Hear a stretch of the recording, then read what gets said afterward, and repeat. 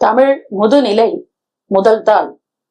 Get ready for trial dictation.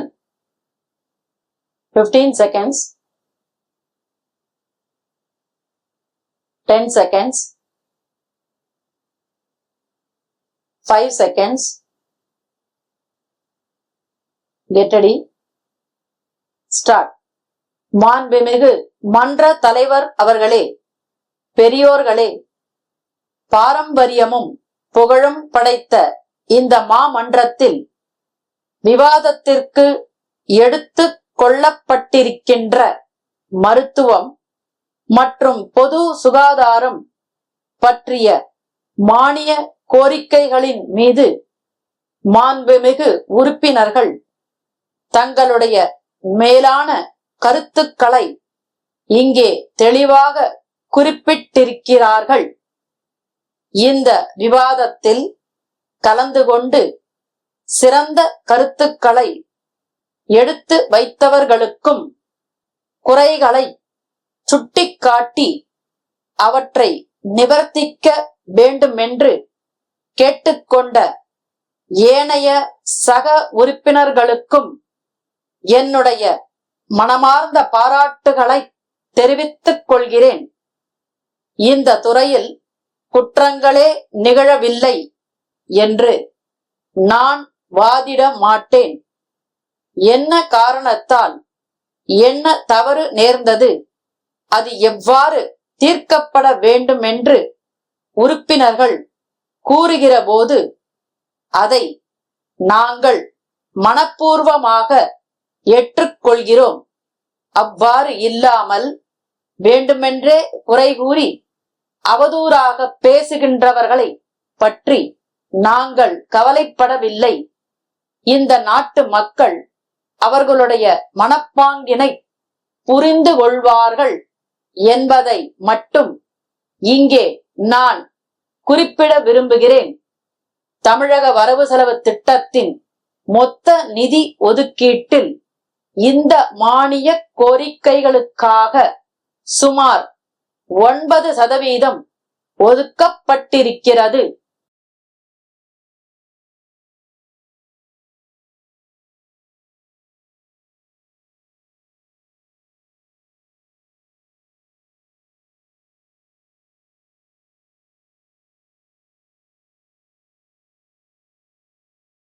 Tamil முதுநிலை முதல் தாள். Question paper code number 477.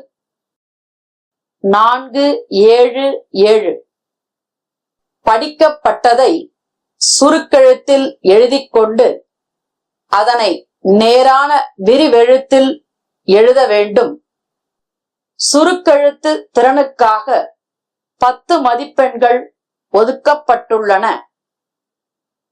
விரிவெழுத்தில் எழுதும்போது கையெழுத்து தெளிவாக இருப்பதுடன் வரிகளுக்கிடையே உரிய இடைவெளி இருக்க வேண்டும்.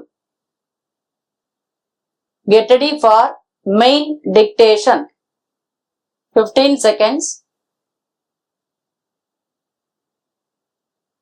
10 seconds, 5 seconds. Get ready. Start. அன்பார்ந்த பெரியோர்களே, சகோதர சகோதரிகளே, கல்வி மற்றும் சுகாதாரம் குறித்த இந்த கொள்கை விளக்க குறிப்பின் மீது எனக்கு இங்கே பேச வாய்ப்பளித்தமைக்காக பேரவை தலைவர் அவர்களுக்கு எனது நெஞ்சார்ந்த நன்றியை முதலில் தெரிவிக்க ஆசைப்படுகிறேன். முதலாவதாக கல்வி பற்றியும் அதிலுள்ள குறைகள் பற்றியும் எடுத்து கூற விழைகிறேன். அந்த காலத்தில் முறையாக கல்வி கற்காமல் நாடே போற்றி பாராட்டும் வகையில் சிறந்த மனிதர்களாக திகழ்ந்தவர்கள் பலர். அக்கால கல்வியில் நேர்மையும் நியாயமும் சிறப்புற இருந்தது. உயர்கல்வி படித்தாலே போதுமானது, சிறப்பானது என கருதப்பட்டது. அதையும் தாண்டி மேற்படிப்பு படித்தவர்கள் விரல் விட்டு எண்ணக்கூடிய அளவில் மிகச் சிலரே இருந்தார்கள். தங்களது பிள்ளைகளை பள்ளிக்கு அனுப்புங்கள், நாங்கள் பார்த்துக் கொள்கிறோம் என்று ஆசிரியர்களே இல்லந்தோறும் தேடிச் சென்று பெற்றோரிடம் எடுத்துச் சொல்லி மன்றாடி அழைத்த காலங்களும் உண்டு. ஆனால் நிலைமை இப்பொழுது முற்றிலும் தலைகீழாக மாறிவிட்டது.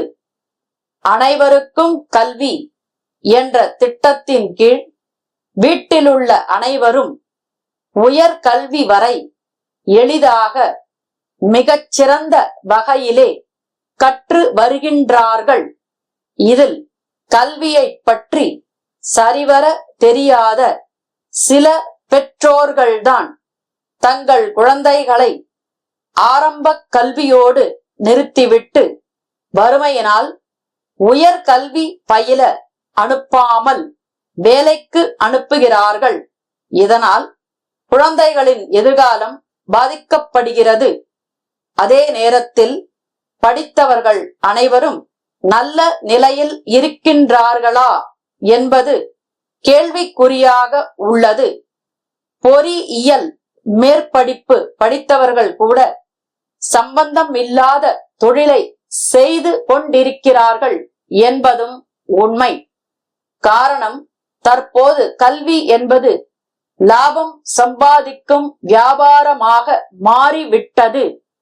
40-50 ஆண்டுகளுக்கு முன்பு தமிழ்நாட்டில் பல பெரியோர்கள் ஏழை மாணவர்களின் கல்விக்காகவும் முன்னேற்றத்திற்காகவும் தங்கள் சொத்துக்களை தானமாக எழுதி கொடுத்து நல்ல தர்ம காரியங்களை செய்து வந்தார்கள். ஆனால் இன்றைக்கு அது தலைகீழாக மாறியுள்ளது என்பதை இந்த மன்றத்திலே சுட்டிக்காட்ட நான் பெரிதும் விரும்புகிறேன். அடுத்தபடியாக சுற்றுப்புறம் மற்றும் சுகாதாரம் குறித்து ஒரு சில வார்த்தைகள் கூற கடமைப்பட்டிருக்கிறேன். நாம் இருக்கும் சுற்றுப்புறத்தை தூய்மையாக வைக்க வேண்டியது நம் ஒவ்வொருவரின் தலையாய கடமை ஆகும். அதற்கு சிறு வயதிலிருந்தே பெற்றோர்கள் அனைவரும் தங்கள் குழந்தைகளுக்கு சொல்லிக் கொடுக்க வேண்டும். ஏனெனில் நாம் சிறு வயதில் எதை கற்கிறோமோ அதுவே நம் வாழ்நாள் முழுவதும் தொடர்கிறது. அது நன்மையாக இருந்தாலும் சரி, தீமையாக இருந்தாலும் சரி, கல்வியால் பரவும் நாகரீகம் என்பது போல் சுகாதாரத்தால் பரவும் நன்மை என்று கூறலாம். சுத்தத்திற்கென தமிழில் பல பழமொழிகள் உண்டு. அதில் குறிப்பிடத்தக்கவை சுத்தம் சோறு போடும், கந்தையானாலும் கசக்கி கட்டு, இது போன்றவை ஏற்கத்தக்க உண்மையாகும். நம்மை சுற்றியுள்ள இடங்களை சுத்தமாக வைத்திருந்தால் நோய்கள் வராமலும் பரவாமலும் தடுக்க முடியும். சுற்றுப்புறங்களை தூய்மையாக வைத்திருக்க வேண்டுமெனில் தேவையற்ற பொருட்களை பொது இடங்களிலே கொண்டு சென்று குவிக்க கூடாது. திருவாரூர் குமரன் நிறுவன மேலாளர் தஞ்சாவூர் உமா அரிசி மண்டி உரிமையாளருக்கு 8/8/2019 தேதியிட்ட கடிதம்.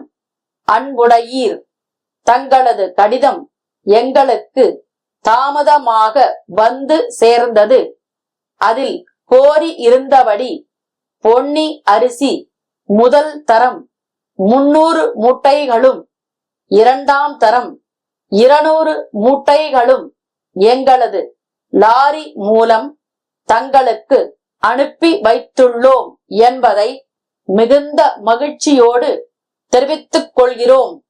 முன் பண தொகையில் ரூபாய் 10,000 கழித்துக் கொண்டது போக மீதி தொகையை காலம் தாழ்த்தாது அனுப்புமாறு வேண்டுகிறோம்.